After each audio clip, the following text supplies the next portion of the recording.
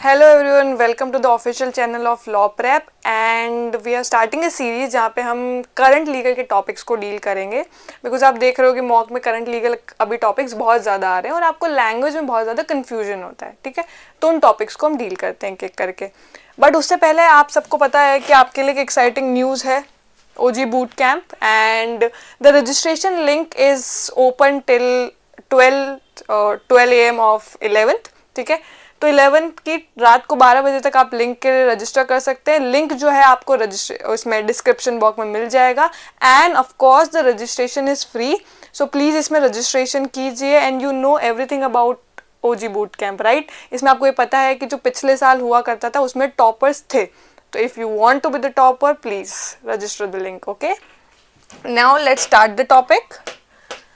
सबसे पहला टॉपिक जो है हमारा वो डील करता है कि आपको पता है कि सोनम वांगचुक जी जो अभी अरेस्ट हुए NSA के अंदर, उनसे रिलेटेड द न्यूज़ जो आपको पता है कि उन्हें डिटेन कर लिया गया है NSA लॉ के अंदर, ठीक है। नेशनल सिक्योरिटी एक्ट के अंदर उन्हें डिटेन कर लिया गया एंड NSA एक्चुअली बहुत ज़्यादा बारबरिक कंसिडर किया जाता है, ईवल नेसेसिटी भी बोल सकते हो आप इसको, कि ज़रूरत है but it is an evil, ठीक है, क्योंकि इसके जो प्रोविज़न है वो बहुत ज़्यादा प्रॉब्लमैटिक है। इस टॉपिक को आप जीके में कवर कर चुके हो बट हम इसे वो लीगल के पर्सपेक्टिव से अभी समझेंगे, ओके। Let's start. सबसे पहले इस टॉपिक्स का अब तक बैकग्राउंड आप जान चुके होंगे कि इस टॉपिक का बैकग्राउंड क्या है, कि लद्दाख को क्या चाहिए, ठीक है। द स्टेट फुड सब उन लद्दाख की जो डिमांड्स है सबसे पहले उसमें है कि वो स्टेटहुड चाहते हैं, statehood for Ladakh as UT status has not fulfilled their demands, कि उन्हें यूनियन टेरिटरी का जो है वो डिमांड तो फुलफिल कर दी गई थी बट उनसे उनको सेटिस्फैक्शन नहीं मिल रहा है। क्यों? क्योंकि 5 साल होने के बाद भी उन्हें डेवलपमेंट नहीं दिख रहा है, they are not being self govern. तो ये बहुत प्रॉब्लमेटिक चीज़ हो रही है। तो उससे उनको है कि अब हमें स्टेटहुड मिल जाए, तो इसके लिए वो पीसफुल प्रोटेस्ट कर रहे थे बहुत टाइम से। Now the protest have turn violent, ठीक है, इंक्लूडिंग लद्दाख अंडर 6 शेड्यूल। अब 6 शेड्यूल के बारे में अपन सब जान ही चुके हैं। 6 शेड्यूल के अंदर वो अपने आप को चाहते हैं and separate public service commission, कि वो सेपरेट पब्लिक सर्विस कमीशन हो, सेपरेट गवर्नमेंट बॉडी हो, ठीक है, उनको गवर्न खुद को करना है। बिकॉज अभी क्या होता है कि अगर आप यूटी के अंदर आते हो तो आप गवर्न होते हो पार्लियामेंट के थ्रू ही, ठीक है। The centre governs you but they want to be govern by themselves, self governance government चाहिए उन्हें, ओके। ये उनकी डिमांड्स थी। ऑन September 24th, इसकी टाइमलाइन क्या है? On 24th September protest turn violent which killed 4 people and many were injured. 4 लोगों की डेथ हो चुकी है क्योंकि पहले ये पीसफुल प्रोटेस्ट कर रहे थे but now the protest has turn violent और उसके कारण 4 लोगों की डेथ हो गई and many were injured, right. On 26 September, police arrested Sonam Wangchuk. He was arrested on the basis of delivering provocative statement. कि प्रोवोकेटिव स्टेटमेंट उन्होंने deliver किए जिसकी वजह से जो ये प्रोटेस्ट है वायलेंट हो गया, इसलिए उन्हें NSA के अंदर अरेस्ट कर लिया गया, ठीक है। अब उन्हें जोधपुर के सेंट्रल जेल में रखा गया। ऑल्सो ये चीज़ आपको पता है कि उनके फॉरेन फंडिंग को कैंसिल कर दिया गया है क्योंकि उन्होंने फॉरेन फंडिंग का लाइसेंस जो है वो कैंसिल कर दिया बिकॉज वो NSA एक्ट के अंदर माने गए, ठीक है। तो क्योंकि इन्हें डिटेन कर लिया गया, अब इसमें प्रिवेंटिव डिटेंशन से रिलेटेड इंफॉर्मेशन है और भी सारी चीजें हैं, तो वो देखते हैं। अब ये जो प्रिवेंटिव डिटेंशन है वो आता कहाँ से और है क्या चीज?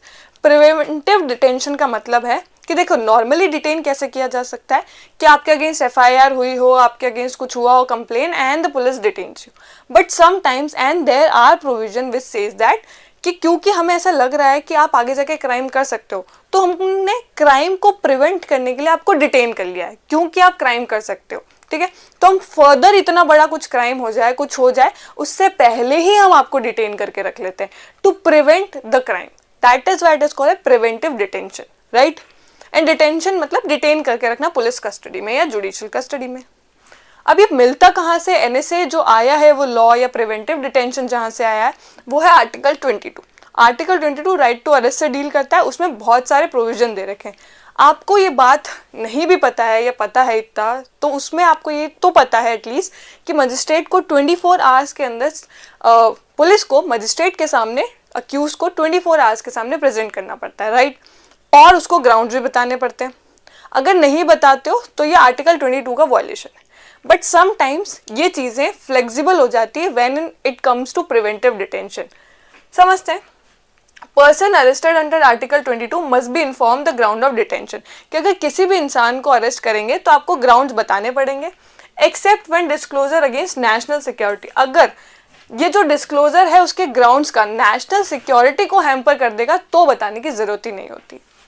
An advisory board consisting of judges of high court must not be beyond। अब ये चेक कौन करेगा कि ये जो चीज़ करी है, प्रिवेंटिव डिटेंशन किया है, वो करेक्ट किया है कि नहीं, वो एडवाइजरी बोर्ड चेक करता है। एडवाइजरी बोर्ड के अंदर कौन आते हैं? जजेस ऑफ हाई कोर्ट।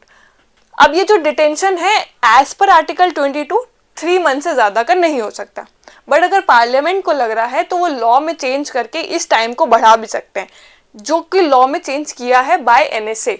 एनएसए में इसको 12 मंथ्स का टाइम दे रखा है कि आप बिना ट्रायल के उस इंसान को 12 मंथ तक डिटेंशन में रख सकते हो, maximum period.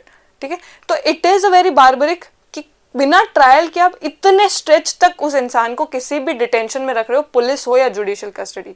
That is why it is considered as a evil necessity. Evil तो है बट नेसेसिटी भी है, क्योंकि टेररिज्म और इन सब एक्ट से डील करता है, राइट। नाउ अब एनएसए को समझते हैं। NSA is a kind of preventive measure. Preventive measure मतलब क्राइम होने से पहले ही हम प्रिवेंट करके रख रहे हैं, इन विच स्टेट और सेंटर दोनों के पास पावर है, स्टेट हो या सेंटर हो, कैन अरेस्ट विदाउट ट्रायल, कि बिना ट्रायल के भी उस इंसान को अरेस्ट किया जा सकता है।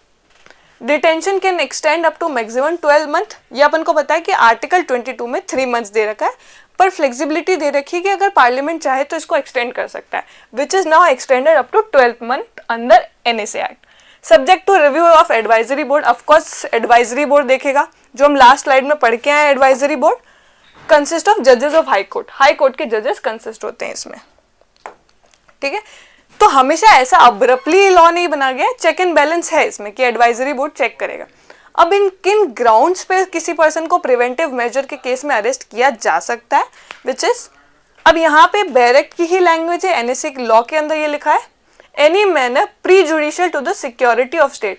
अगर सिक्योरिटी ऑफ स्टेट पे बात आ जाती है तो, और मेंटेनेंस ऑफ पब्लिक ऑर्डर, कि पब्लिक ऑर्डर पे बात आ जाती है, maintenance of supplies and services essential to community.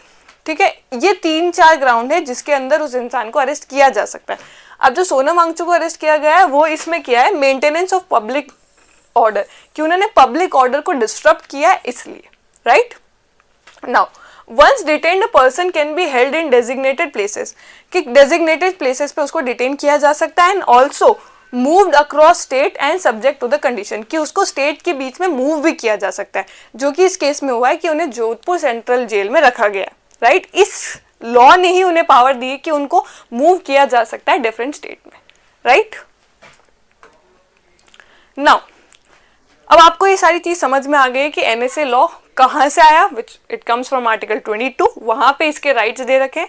Majorly हम आप जानते हो कि कॉन्स्टिट्यूशन को बोला जाता है कि सारे लॉ कॉन्स्टिट्यूशन से ही निकल के आते हैं, ग्रैंड नॉर्म बोला जाता है कॉन्स्टिट्यूशन को। तो एनएसए लॉ भी आर्टिकल 22 से ही निकल के आया है, वहां पे प्रिवेंटिव डिटेंशन के मेजर्स दे रखे हैं और उन्होंने पूरा लॉ बना दिया है, राइट। तो प्रिवेंटिव डिटेंशन का जो लॉ है एनएसए, वो एक इवल नेसेसिटी है, जरूरत है। इसमें ऐसा भी दे रखा है कि आपको बता रखा है कि ग्राउंड्स बताने होते हैं, बट एनएसए में दे रखा है कि 5 to 15 डेज के अंदर आप ग्राउंड्स बता सकते हो। तो काफी रिलैक्स कर दिया गया बाकी सारे लॉज में कि ग्राउंड्स नहीं बताए तो अरेस्ट ही वैलिड नहीं माना जाएगा, बट यहाँ पे बिना ग्राउंड्स बताए, बिना ट्रायल किए किसी भी इंसान को अरेस्ट करके रखा जाता है for a very long period, actually very long period, right. Okay, ये पूरा एनएसए से रिलेटेड था। आई होप आपका इसमें रिविजन हो गया होगा। Now a very complex topic. अब इसमें क्या थोड़े से कंज्यूमर से रिलेटेड और कंपटीशन कमीशन से रिलेटेड टॉपिक्स और वर्डिंग्स दे रखे हैं, तो इसलिए हमको ये टॉपिक्स जानना थोड़ा सा इंपॉर्टेंट हो जाता है, ठीक है। अब इसका ब्रीफ आप इस स्लाइड से पढ़िएगा, मैं आपको इसको ब्रीफ बताती हूँ कि होता क्या है। नॉर्मली पहले हम एक चीज समझते हैं कि किसी भी प्रोडक्ट की जो होती है प्राइस, वो डिसाइड कैसे होती है, वो डिसाइड होती है डिमांड एंड सप्लाई के चेन में। इसको हम बोलते हैं नेचुरल फ्लो के हिसाब से कंज्यूमर्स डिसाइड करते हैं कि किसी भी प्रोडक्ट की प्राइस क्या रहेगी, ठीक है।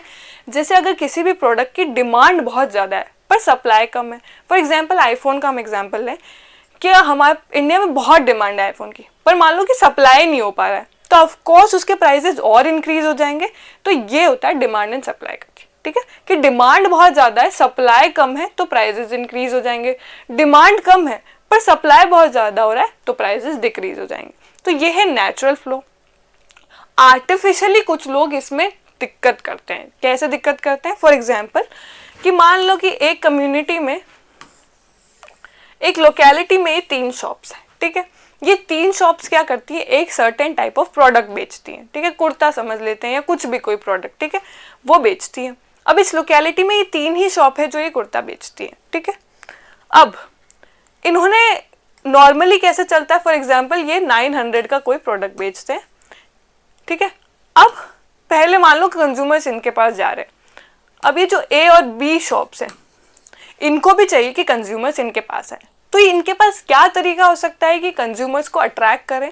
इनके पास तरीका हो सकता है कि वो प्राइजेस डिक्रीज करें, राइट, कि अपन कंज्यूमर्स को बार्गेन का राइट दे, चॉइस दे कि वो बार्गेन करें और फिर हमसे अट्रैक्ट हो जाए। अट्रैक्ट करने के लिए इसने अपनी प्राइस 800 करी, तो सारे कंज्यूमर इनके पास आ गए। अब बी को लगा कि सारे कंज्यूमर मुझे चाहिए, तो वो क्या कर सकते हैं? वो प्राइस और डिक्रीज कर सकते हैं, फॉर एग्जांपल 700, तो सारे कंज्यूमर इनके पास आ गए। ये होता है मार्केट में कंपटीशन। कंपटीशन इसी से होता है, कंज्यूमर्स को अट्रैक्ट करने का तरीका होता है कि प्राइस कम कर दो, डिस्काउंट दे दो, उससे आप मार्केट में कंपटीशन बनाए रखते हो। बट कुछ लोग क्या करते हैं, फॉर एग्जाम्पल इसी केस में ये जो ए बी सी हैं, इन्होंने मिलके किया कि यार ऐसे तुम प्राइस डिक्रीज करोगे तो हमारा नुकसान होगा। अपन ऐसा करते हैं कि अपन तीनों मिलके एक फिक्स प्राइस कर लेते हैं कि हम इससे नीचे इस प्रोडक्ट को नहीं बेचेंगे। फॉर एग्जाम्पल वापस लेते हैं कि ये 3 शॉप्स हैं, ठीक है। इन तीनों शॉप ने डिसाइड किया कि हम प्रोडक्ट 900 में बेचेंगे, कि 900 से नीचे कोई प्रोडक्ट बेचेगा ही नहीं। अब यहाँ पे क्या किया आपने? कंज्यूमर के बार्गेन करने के राइट को खत्म कर दिया। और अगर वो प्राइस डिक्रीज नहीं करेंगे तो मार्केट में कंपटीशन भी नहीं बना रहेगा, क्योंकि सभी प्रोडक्ट 900 में ही बेच रहे हैं। तो इसको बोलते हैं कि मार्केट में कंपटीशन खत्म करना। और जो कंपटीशन एक्ट है और उसके अंदर एक अथॉरिटी है कंपटीशन कमीशन, वो यही चेक करता है कि मार्केट में कंपटीशन का फ्लो हमेशा बना रहे। ऐसा कभी भी ना हो कि कंज्यूमर के पास बार्गेन की चॉइस ना हो और मार्केट में कंपटीशन खत्म हो जाए। ये चेक करने का काम है कंपटीशन कमीशन का। और इस केस के जो फैक्ट है वो भी ऐसे ही है, हम समझते हैं। एक FBPAI जो है एक लार्ज एसोसिएशन है, publishers, book sellers and subscription agent in India. एक एसोसिएशन है जिसमें बहुत सारे बुक सेलर्स हैं, ठीक है। इट हैज़ अ सब कमिटी, उसमें एक सब कमिटी है जिसका नाम है GOC, ठीक है। अब एक कोई इन्फॉर्मेंट है प्रणव गुप्ता, उन्होंने कंप्लेन फाइल करी कंपटीशन एक्ट के अंदर, ये एलिज करते हुए कि FBPAI है through GOC was engaging in anti competitive practices including इनमें एक्सचेंज रेट और ये सब। अब ये एंटी करप्ट प्रैक्टिस क्या कर रहे थे, इसको समझते हैं। जैसे गवर्नमेंट ने एक फॉरेन से जब भी आप बुक खरीदोगे एक प्राइस डिसाइड कर रखी। फॉर एग्जांपल हम लेते हैं 700 कि 700 रेट जो है वो RBI की है, कि RBI ने ये प्राइस डिसाइड कर रखा है कि 700 में आप बुक खरीदोगे जब भी आप इंडिया से बाहर किसी से भी बुक खरीदते हो, ठीक है। अब GOC ने क्या किया, जो GOC की कमेटी है उन्होंने बोला कि ठीक है हम खरीदेंगे तो 700 में, बट हम एक फिक्स प्राइस कर देते हैं कि हम 900 में बुक्स को बेचेंगे, ठीक है। इन्होंने क्या किया, आर्टिफिशियली प्राइस डिसाइड कर दिया, which is not allowed by competition act. तो आर्टिफिशियली प्राइस डिसाइड कर लिया, ठीक है।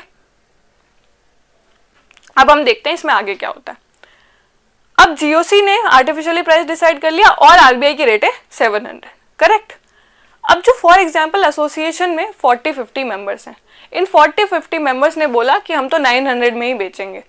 तो मोस्ट ऑफ, फॉर एग्जाम्पल ये दिल्ली की जगह, ये दिल्ली में सारी बुक एसोसिएशन है, तो दिल्ली में 40-50 जितनी भी बुक्स हैं जिनका मोनोपोली है मार्केट में, वो सब 900 में बुक बेच रहे हैं, ठीक है। जो भी गवर्नमेंट ऑथराइज वही खरीद रहे हैं, जितना गवर्नमेंट ने बोला उसी से खरीद रहे हैं। पर उन्होंने फिर से आर्टिफिशियली प्राइस डिसाइड कर लिया और बोला कि हम तो 900 में ही बेचेंगे इस प्रोडक्ट को।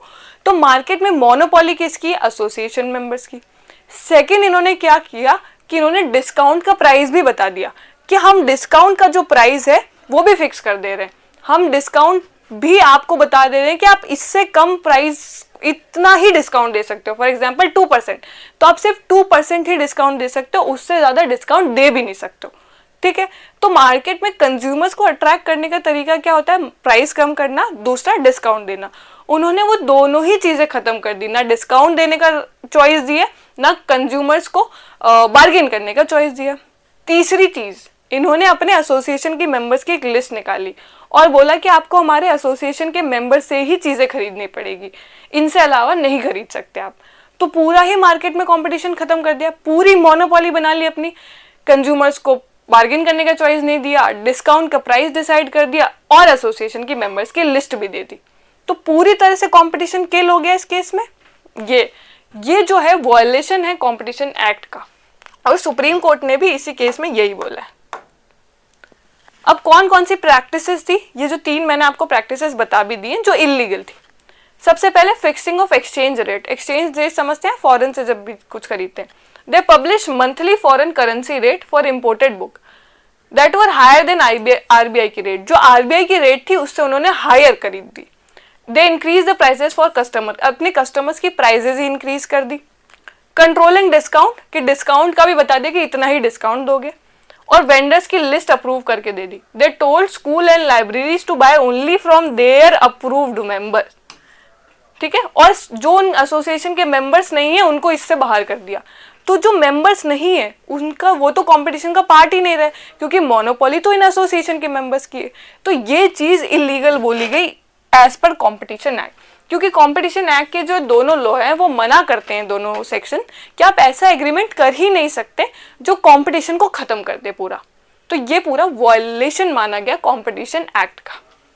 और बोले आपको ये सारी चीज समझ में आ गई होगी, ठीक है। Now again very important topic which is, क्या आपको पता है कि धोनी ने कुछ टाइम पहले एक एप्लीकेशन दी थी ट्रेडमार्क की, जो किस चीज पे थी कि वो कैप्टन कूल नाम पे चाहते हैं कि उन्हें ट्रेडमार्क मिल जाए, ठीक है। आपको कुछ टाइम पहले पता होगा कि SR के इनिशियल पे भी ट्रेडमार्क है, ठीक है। अब उन्हें एप्लीकेशन उन्होंने दी थी और ये एप्लीकेशन उन्हें ग्रांट हो गई, तो कैप्टन कूल वर्ड पे उनको ट्रेडमार्क मिल चुका है। तो क्या एज ऑफ नाउ मैं कभी किसी कहीं पे भी कैप्टन कूल वर्ड यूज ही नहीं कर सकती क्या? No, I can use it, I am still using it, Captain Cool word. So is it a violation of infringement of trademark? No. क्योंकि यहाँ पे ऐसा होता है कि अगर आप ट्रेडमार्क जिस चीज पे मिला है उसका कमर्शियल यूटिलाइजेशन करते हो तो माना जाएगा कि it is a violation of और इन्फ्रिंजमेंट ऑफ ट्रेडमार्क, राइट। जैसे कमर्शियल यूटिलाइजेशन क्या हो सकता है? मैं अपनी कंपनी या ब्रांड का नाम कैप्टन कूल रख लूँ, मैं मर्चेंडाइज बेचूँ कैप्टन कूल के, कहीं पे भी, यूट्यूब पे भी अगर मैं यूज कर रही हूँ और जिससे मेरे को मोनेटाइजेशन हो रहा है, पैसा मिल रहा है, तो ये माना जाएगा कि इट इज वॉयलेटिव ऑफ या फिर इन्फ्रिंजमेंट है ट्रेडमार्क का। तो ये बेसिक ट्रेडमार्क की इन्फॉर्मेशन है कि कमर्शियल यूटिलाइजेशन होता है तब इसको इन्फ्रिंजमेंट माना जाता है। अदरवाइज अभी मैं यहाँ यूज कर रही हूँ एजुकेशन पर्पज से या किसी भी लर्निंग पर्पज से, तो वो नहीं माना जाएगा कि वो ट्रेडमार्क का इन्फ्रिंजमेंट है, ठीक है। हम थोड़ा बहुत ट्रेडमार्क के बारे में समझते हैं। देखो ट्रेडमार्क क्या होता है? अगर आपकी कोई प्रोडक्ट है, ब्रांड है, कुछ भी है, आप चाहते हो कि वो दूसरे ब्रांड से डिफर हो जाए और लोग आपका सिर्फ लोगो देख के पहचान ले कि ओके ये कंपनी है, यहाँ से मुझे खरीदना है, ठीक है। आप अपने ब्रांड की वैल्यू चाहते हो तो अपने ब्रांड का कुछ नाम देते हो, कोई लोगो होता है, कोई सिंबल होता है, ठीक है।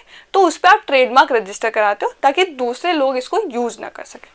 अब ट्रेडमार्क क्या हो सकता है? कोई सिंबल हो सकता है, वर्ड हो सकता है, लोगो हो सकता है, डिजाइन हो सकता है, फ्रेज हो सकता है, कॉम्बिनेशन हो सकता है, इन सब का।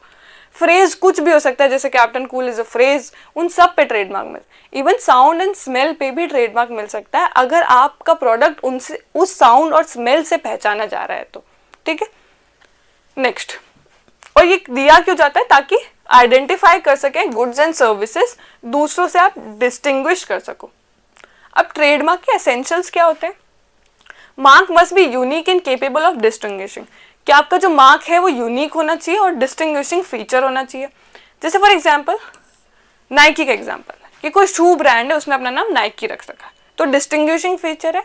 अगर फॉर एग्जांपल मेरा शू ब्रांड है और मैंने ब्रांड का नाम शू ही रख लिया तो this is not distinguishing feature, ठीक है। तो ऐसी चीज़ों पे ट्रेडमार्क नहीं मिलता। फॉर एग्जांपल मेरा ऑयल का ब्रांड है, मैंने नाम ही ऑयल रख दिया, तो उस पर कभी भी ट्रेडमार्क नहीं मिलता। और जेनेरिक नेम्स पे भी ट्रेडमार्क कभी नहीं मिलता। जैसे फॉर एग्जांपल कोई ऑयल का है, ठीक है, उस पर रसोई वर्ड पे उसने ट्रेडमार्क ले लिया, तो रसोई इज अ जेनेरिक टर्म, बहुत कॉमन टर्म है जो बहुत रोजमर्रा में यूज आती है। तो उन टॉपिक्स पे या उन वर्ड्स पे भी आप कभी ट्रेडमार्क नहीं ले सकते, right. It must not deceive the public, confusion create नहीं करना चाहिए, या ऐसा कोई मॉरल ऑब्सीन वर्ड नहीं होना चाहिए, या अगेंस्ट मॉरलिटी नहीं होना चाहिए, ठीक है। अ trademark should not be identical और कंफ्यूजिंग, ना ही आइडेंटिकल होना चाहिए ना ही कंफ्यूजिंग होना चाहिए। आइडेंटिकल मतलब पहले से अगर किसी को ट्रेडमार्क मिला हुआ है तो आप उसी वापिस लोगों पे ट्रेडमार्क नहीं ले सकते। It should not be identical, right. तो ट्रेडमार्क के फीचर से यूनिक होना चाहिए, केपेबल ऑफ डिस्टिंग्विशिंग होना चाहिए, ऑब्सीन नहीं होना चाहिए, अगेंस्ट द मोरालिटी नहीं होना चाहिए, और trademark should not be identical, किसी से आइडेंटिकल नहीं होना चाहिए, या पहले से कोई ट्रेडमार्क रजिस्टर्ड है और वो सेम आप ट्रेडमार्क ले रहे हो, इट इज नॉट पॉसिबल, ठीक है।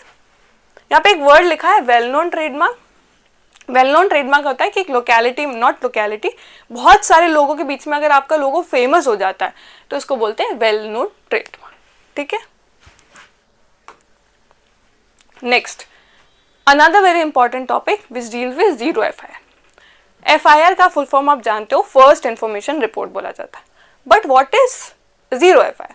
पहले आप एफआईआर समझे क्या होता है। जैसे फॉर एग्जांपल, मुझे, आपने बहुत बार बॉलीवुड मूवीज में ये चीज़ देखी होगी कि फॉर एग्जांपल मैं किसी को एफआईआर लॉन्च कराने गई किसी के अगेंस्ट किसी भी पुलिस स्टेशन में, तो वो भगा देते हैं कि नहीं आपका यहाँ पे जुरिसडिक्शन नहीं लग रहा, आप कहीं और चले जाओ, आप कहीं और चले जाओ। तो पहले परेशान करते थे पुलिस ऑफिसर।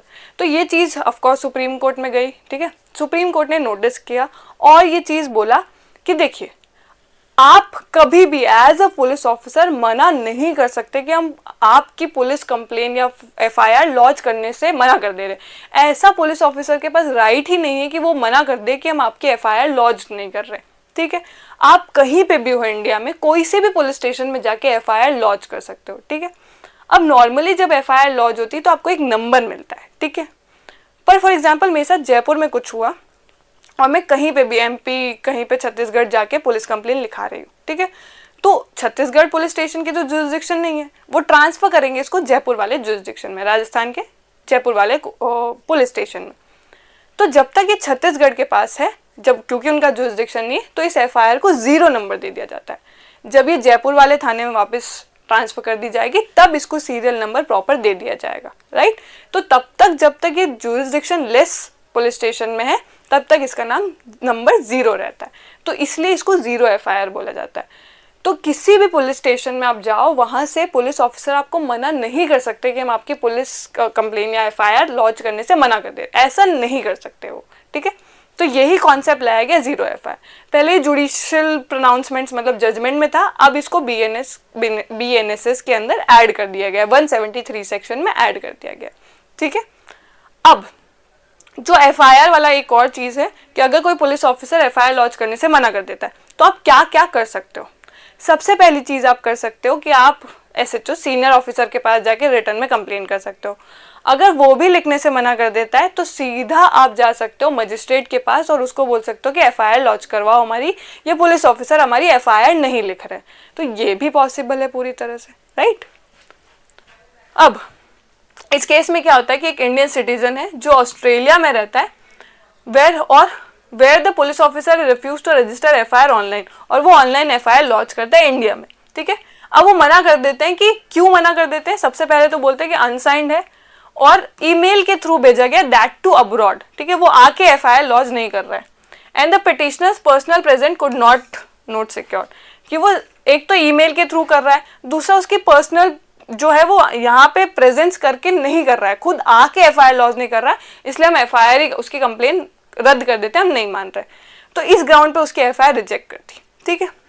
कोर्ट ने बोला police could not refuse to register FIR merely because the complainant was submitted through email. Just because email से एफआईआर करिए उसका मतलब ये नहीं कि आप कैंसिल कर दोगे, ठीक है।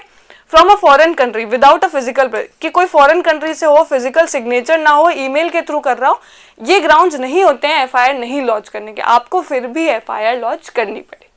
तो ये पूरा 0 एफआईआर का कॉन्सेप्ट है। नॉर्मल एफआईआर की इन्फॉर्मेशन आपको पता ही है कि अगर कोई रेप विक्टिम है या कोई ऐसा पर्सन है जो पुलिस में आके स्टेशन में आके नहीं कंप्लेन लॉन्च करा पा रहा है, तो पुलिस खुद वहाँ जाती है और एफआईआर लिखती है और उसे पढ़ के भी बताती है कि क्या लिखा है, उसका सिग्नेचर भी लिया जा सकता है, ठीक है। But FIR is not a very substantive piece of evidence, बहुत ज़्यादा अच्छा एविडेंस नहीं माना जाता, सिर्फ एक कॉरबरेटिव है, सिर्फ कॉरबरेट मिलान करने के लिए यूज में आता है, ठीक है। तो it's not a that important piece of evidence. This FIR important है मोशन में लाने के लिए ट्रायल को, कि अब ओके अब हम ट्रायल स्टार्ट कर सकते हैं। तो these were some important topics जो हैं थोड़े से डिफिकल्ट हो जाते हैं, जिनकी लैंग्वेज भी, ऐसे टॉपिक्स हम और लाएंगे। Please subscribe to the channel and remind you to register the link. Thank you everyone.